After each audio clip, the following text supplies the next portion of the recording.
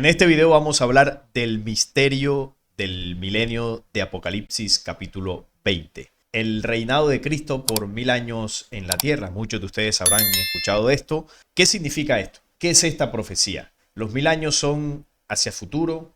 ¿Los 1000 años ya se cumplieron? ¿O estamos en medio de esos 1000 años? En este video les voy a mostrar mi interpretación, mi visión acerca de este tema para, aclarar algunas dudas.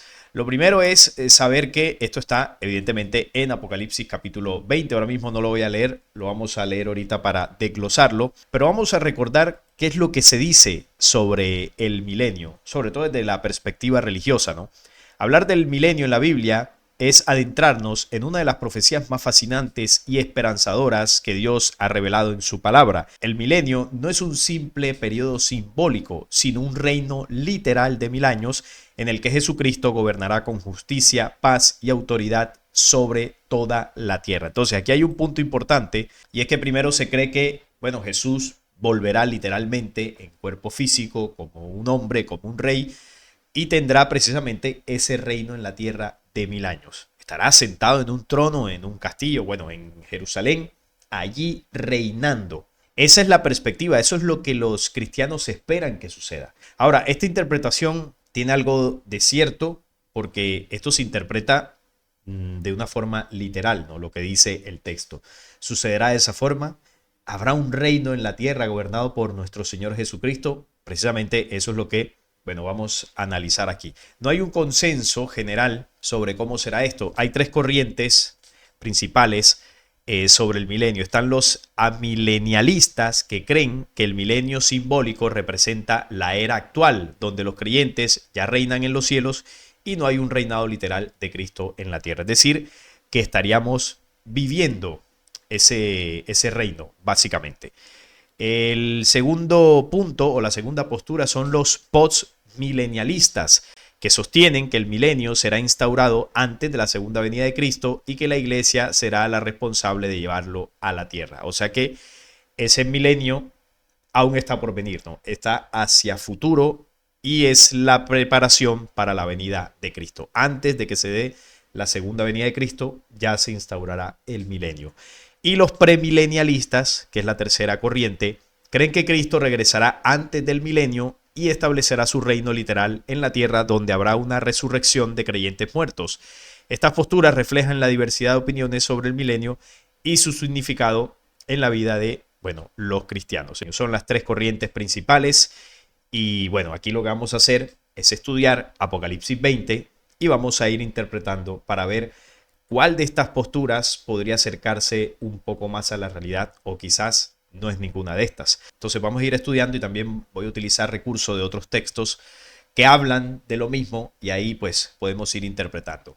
Vi un ángel que descendía del cielo con la llave del abismo y una gran cadena en la mano y prendió al dragón, la serpiente antigua, que es el diablo y Satanás, y lo ató por 1000 años y lo arrojó al abismo y lo encerró y puso su sello sobre él, para que no engañase más a las naciones hasta que fuesen cumplidos los 1000 años. Y después de esto, debe ser desatado por un poco de tiempo. Entonces, lo primero que tenemos que recordar, queridos amigos, es que Apocalipsis es un libro profético. Y una de las cosas que tiene la profecía es el símbolo. Y el símbolo no es algo literal. El símbolo tiene un mensaje encriptado, tiene una información más allá de lo aparente. Por lo tanto, decir que todo lo que describe Apocalipsis 20 literalmente va a ocurrir en la tierra es un error. De esa base partimos para entender que la interpretación religiosa no es correcta. La profecía no es un mensaje literal, es un mensaje simbólico. Entonces, como es simbólico, nos lleva o nos invita a la interpretación. Ahora, lo primero que hay que cuestionar es la cifra que da de 1000 años. ¿Es literal el Apocalipsis 20 o es otra medida de tiempo para entender estos acontecimientos?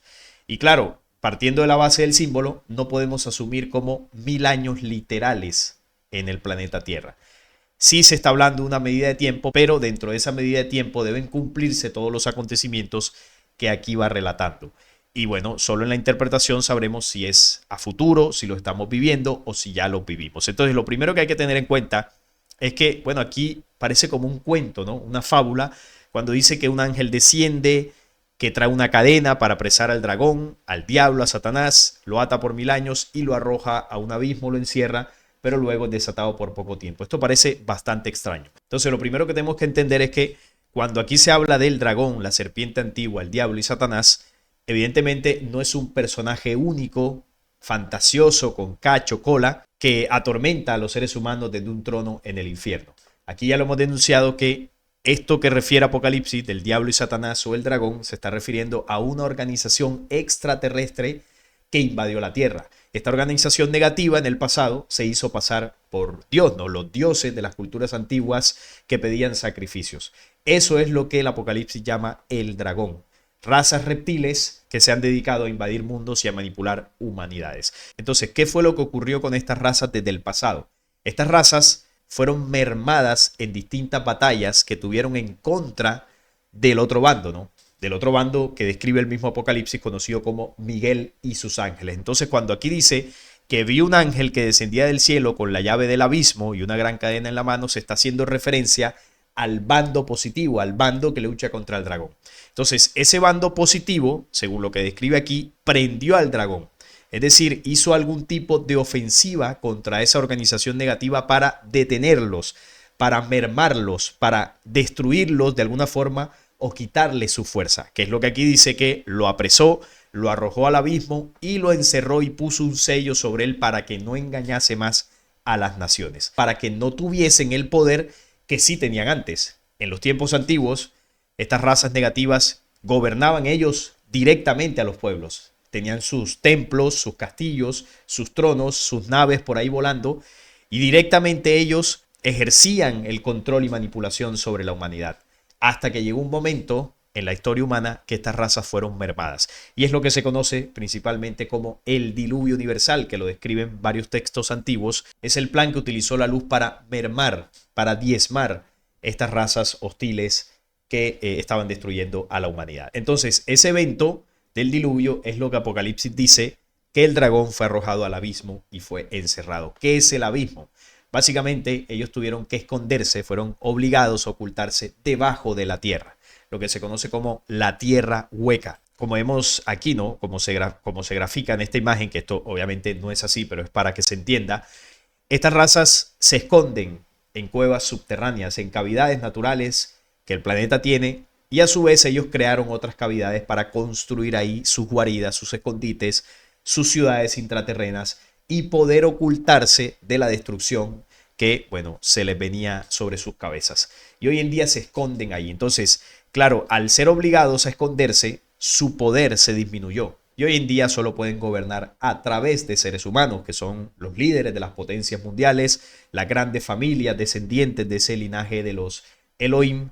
Ellos gobiernan a través de esas familias o razas que parecen seres humanos, pero no lo son. Y hoy en día se siguen escondiendo en esos mundos intraterrenos.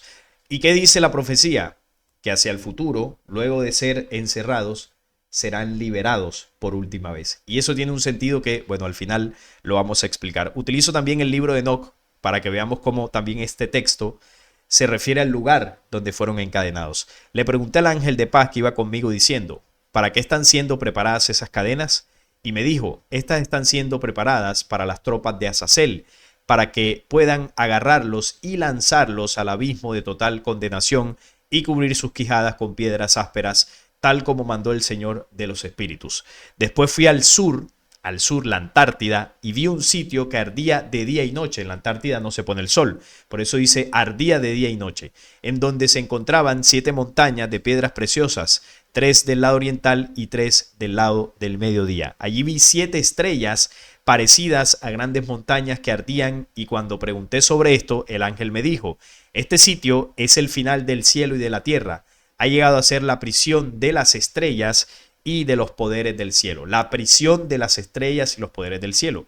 Los ángeles caídos. Las estrellas que fueron arrojadas a la tierra, como dice el mismo Apocalipsis, que dice que el dragón con su cola arrastró la tercera parte de las estrellas y las arrojó sobre la tierra. Las estrellas es un símbolo para hacer referencia a distintas razas y humanidades degradadas que habitaban en otras estrellas y que en esas batallas pues terminaron ocultándose aquí en el planeta Tierra. ¿Y dónde se ocultan hoy en día? En la Antártida, en el sur. La Antártida es una de las entradas por donde, bueno, se puede acceder a estos mundos intraterrenos. Por eso hay bases en la Antártida, por eso existe el Tratado Antártico, donde las potencias han firmado un acuerdo para que nadie pueda explorar libremente la Antártida. Bueno, la prohibición es total. Y eso es lo que se oculta en la Antártida. El abismo, al que hace referencia Enoch también, es el lugar preparado para encarcelarlos. Y estarán en ese lugar hasta que se les permita salir nuevamente a la superficie. Y aquí la pregunta, ¿son 1000 años entonces? No, no son 1000 años literales. Esos 1000 años, entre comillas, o esa medida de tiempo, comenzó desde el momento en el que esta rebelión fue apresada o obligada a esconderse bajo tierra. Ahí comenzó a correr el tiempo para ese dragón encarcelado. Y ahí arrancarían los 1000 años. Y usted se preguntará, bueno, pero ¿y por qué dice 1000 años con Cristo? Bueno, eso tiene que ver con que en medio de esos 1000 años ocurrió la primera venida. Es decir, el Cristo llegó a la tierra, literalmente hablando, hace 2000 años, ¿no? Allí en Israel. Y eso es lo que significa que en esos 1000 años estaría el Cristo. Pero a su vez hace referencia a que la humanidad reinará con Cristo. Pero bueno, no nos adelantemos, que eso lo analizaremos por acá. En el segundo párrafo nos dice, y vi tronos y se sentaron sobre ellos los que recibieron facultad de juzgar, y vi las almas de los decapitados por causa del testimonio de Jesús y por la palabra de Dios, los que no habían adorado a la bestia ni a su imagen, y que no recibieron la marca en sus frentes ni en sus manos, y vivieron y reinaron con Cristo 1000 años. Aquí están los 1000 años de Cristo, pero los otros muertos no volvieron a vivir hasta que se cumplieron los 1000 años. Esta es la primera resurrección. Bienaventurado y santo el que tiene parte en la primera resurrección, y la segunda muerte no tiene potestad sobre estos, sino que serán sacerdotes de Dios y de Cristo y reinarán con él 1000 años. Entonces, volvemos a lo mismo.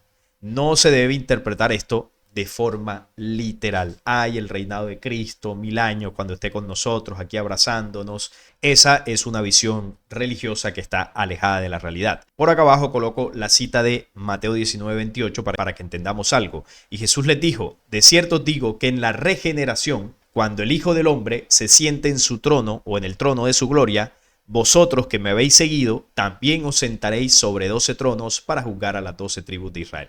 ¿Por qué menciono esto? Porque la cita Apocalipsis habla de tronos y se sentaron sobre ellos los que recibieron facultad de juzgar. Algo que Jesús había dicho en Mateo 19:28. Vosotros que me habéis seguido, os sentaréis sobre 12 tronos para juzgar. ¿A quién le dijo esto Jesús? Bueno, en el contexto de la cita se lo dice a los apóstoles. Pero recuerden que no es solamente Jesús el que habla, es el Cristo. Y las palabras del Cristo son un mensaje hacia la humanidad. Pero el Cristo a su vez es una condición interna que el hombre debe forjar, una regeneración, como dice acá, en la regeneración, que es también lo que Apocalipsis dice cuando habla de esa primera resurrección, por así decirlo, ese momento donde la humanidad comienza a restaurarse, comienza a recobrar esa identidad original que precisamente perdimos por la manipulación y la caída de las razas del dragón en tiempos antiguos. Entonces, una humanidad manipulada comienza a despertar, comienza a transformarse gracias a ese mensaje del Cristo que en la medida que se comprenda y se aplique, comienza un proceso de restitución interior. Ahora, cuando Jesús habla de los 12 tronos, ¿qué son los 12 tronos? Los 5 sentidos y los 7 chakras. 5 y 7 da 12. Entonces, cuando el ser humano restaure sus sentidos y con ellos restaure su mente, limpie los pensamientos que le atormentan, las emociones que lo destruyen y comience a hacer acciones de conciencia, y las acciones es lo que realmente es el espíritu, entonces ya podemos hablar de un hombre nuevo. El hombre nuevo que nace de sí mismo, como le dijo a Nicodemo.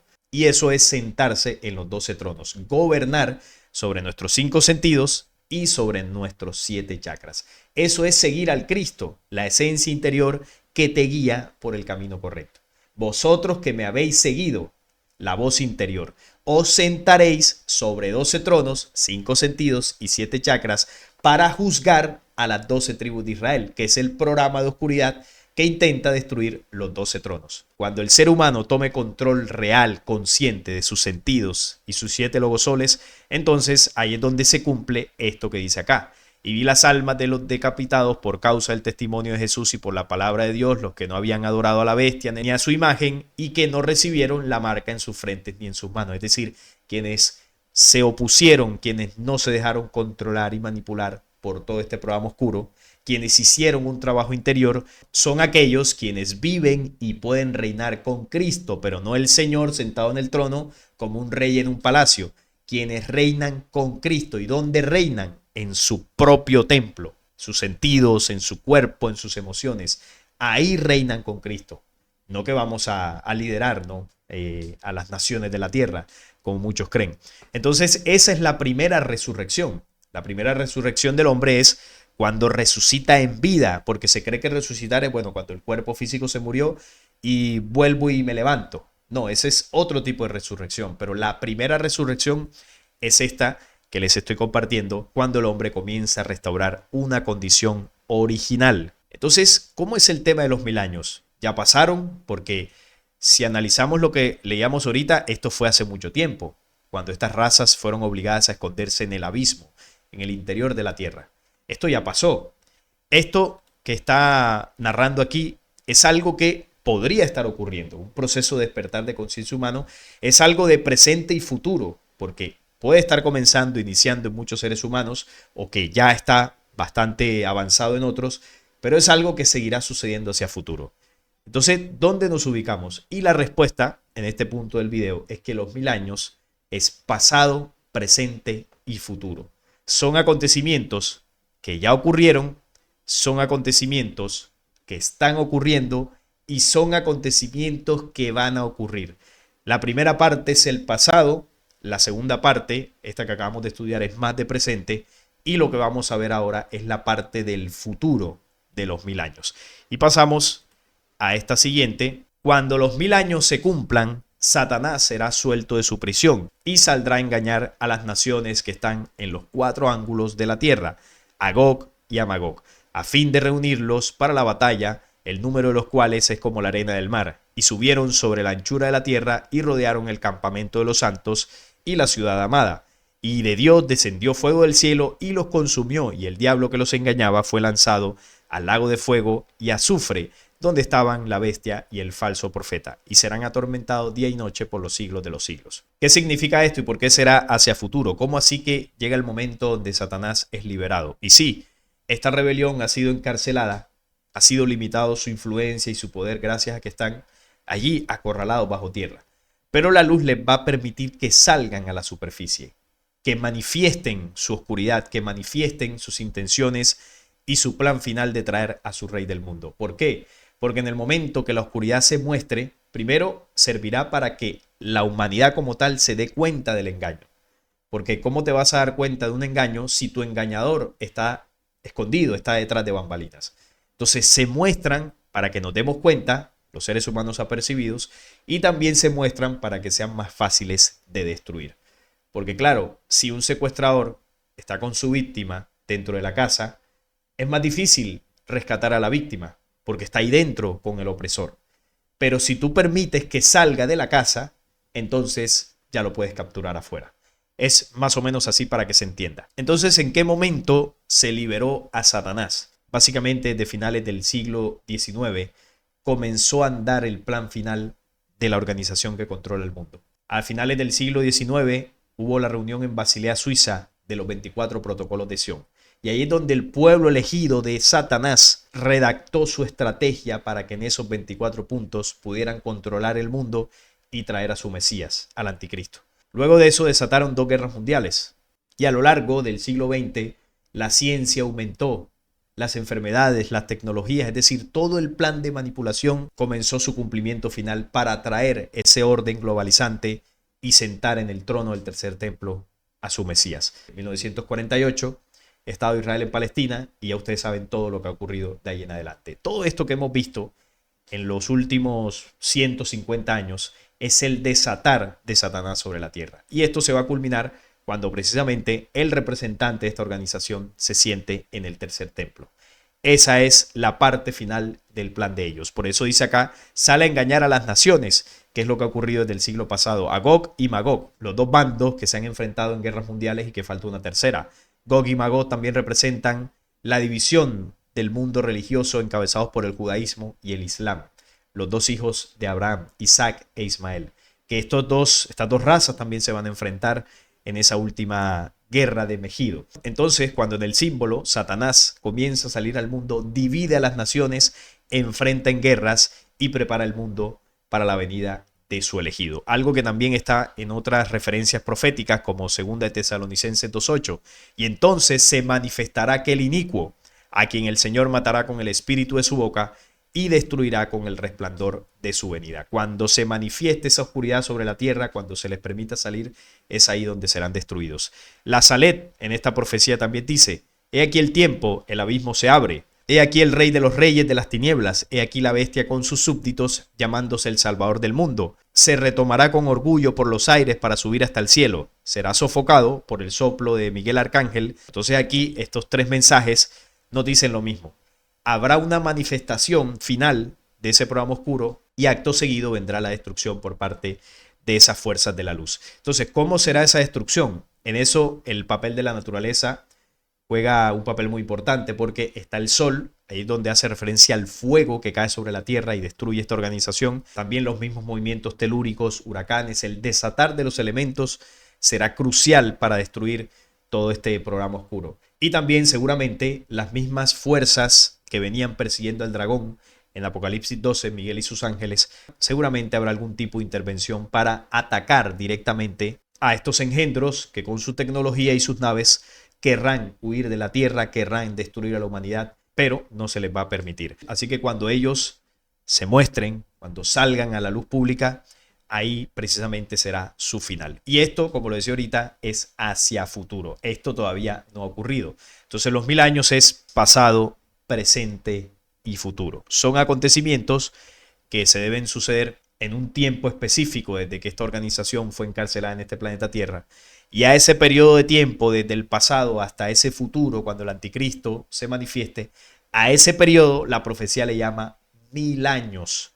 Los 1000 años con Cristo. En medio de esos 1000 años vino el Cristo, dejó su mensaje y a partir de ahí los que hayan recibido ese mensaje, los que lo hayan vivido, aplicado, comienzan a gobernar con Cristo desde su interior, no esperando, como dice la interpretación religiosa, que Cristo se siente allá en un castillo, ¿no? O en Jerusalén. Y en esta última parte habla del juicio del trono blanco. Y vi un gran trono blanco y el que estaba sentado en él, delante del cual huyeron la tierra y el cielo, y ningún lugar se encontró para ellos. Y vi a los muertos grandes y pequeños de pie ante Dios.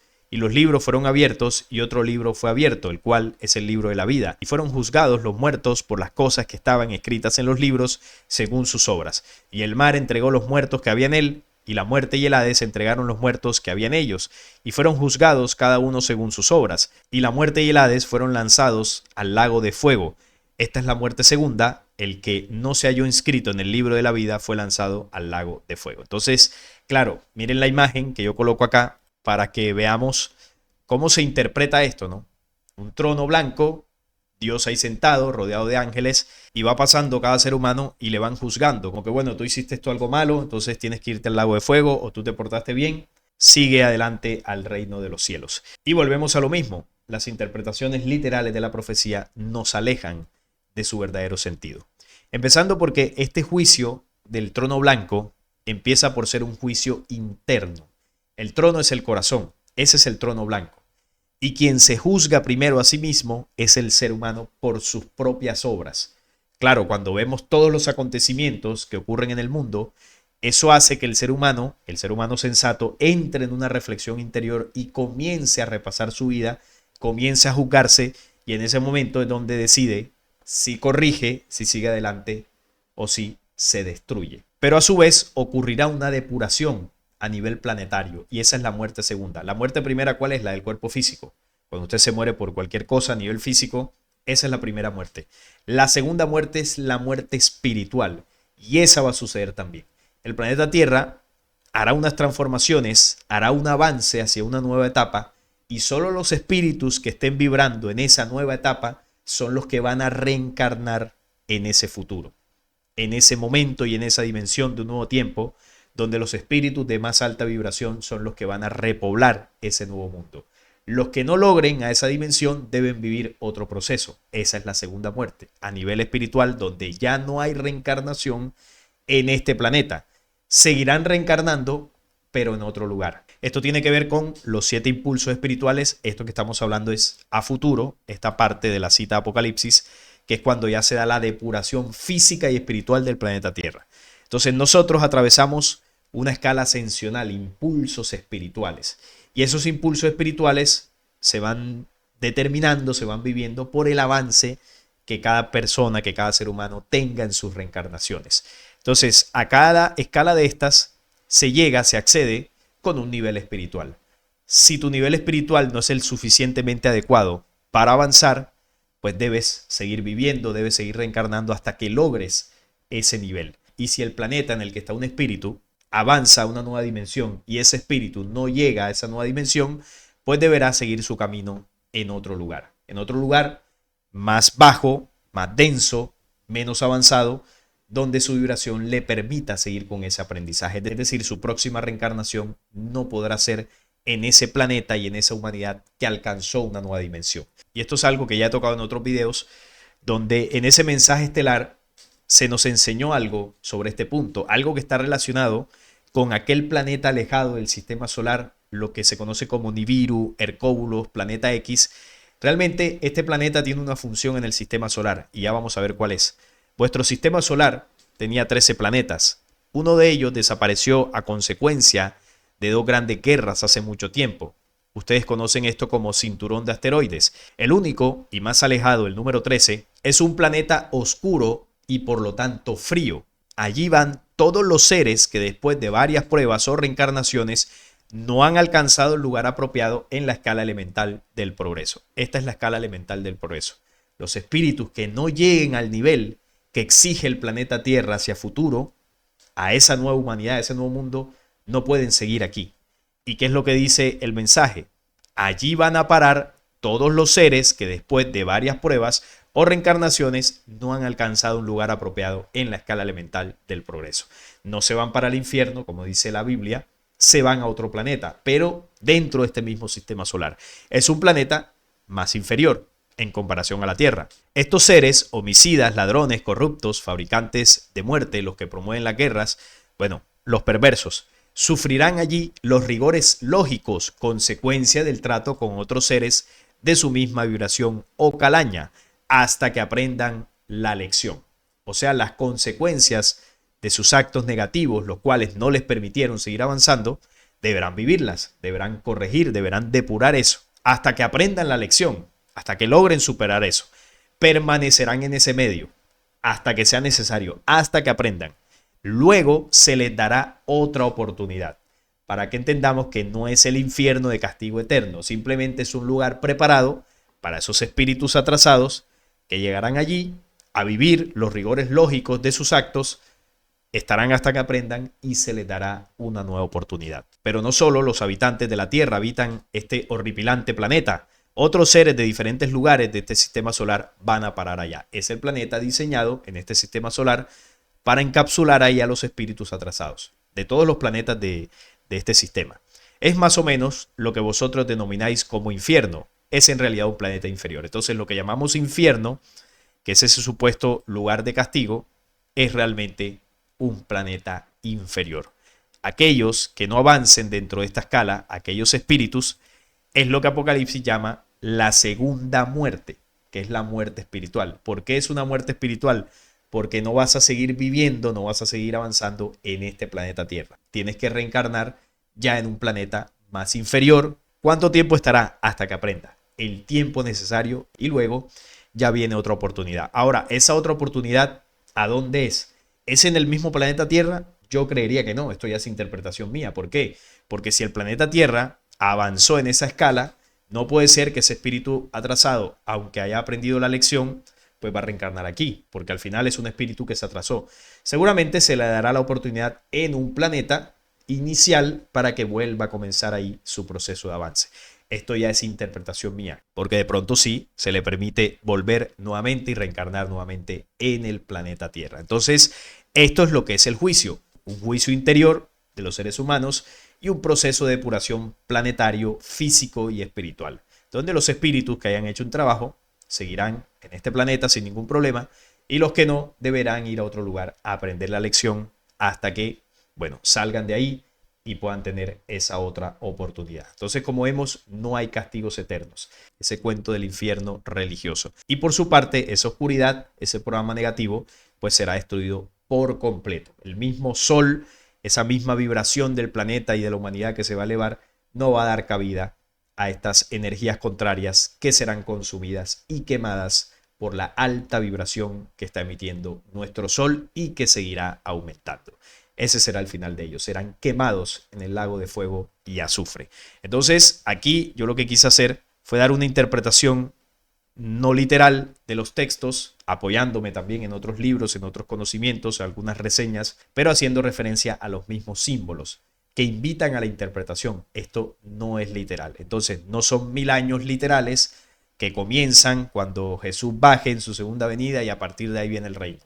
No, esos 1000 años es el tiempo simbólico que cuenta desde que ese dragón fue apresado, pasando por la venida de Cristo y el momento en que los seres humanos comienzan realmente a vivir un proceso de despertar de conciencia, hasta el tiempo futuro donde esa rebelión es nuevamente liberada, engaña a las naciones, produce guerras, su pueblo recupera su tierra, reconstruye el tercer templo y sientan ahí a su Mesías. Esa es la parte final de este programa oscuro, que cuando esto suceda, ahí es donde se desatará la justicia de los elementos, que a su vez estará impulsada por la justicia que los mismos seres humanos a nivel interior comenzarán a hacer y que muchos ya están realizando. Entonces es pasado, presente y futuro. Desde mi visión, vuelvo y repito, mi interpretación. Si usted opina otra cosa, es respetable y por ahí en los comentarios los estaré leyendo. No es nada más por esta ocasión. Si les gustó, les agradezco un like, la suscripción al canal y compartirlo para que llegue a más personas. Hasta la próxima.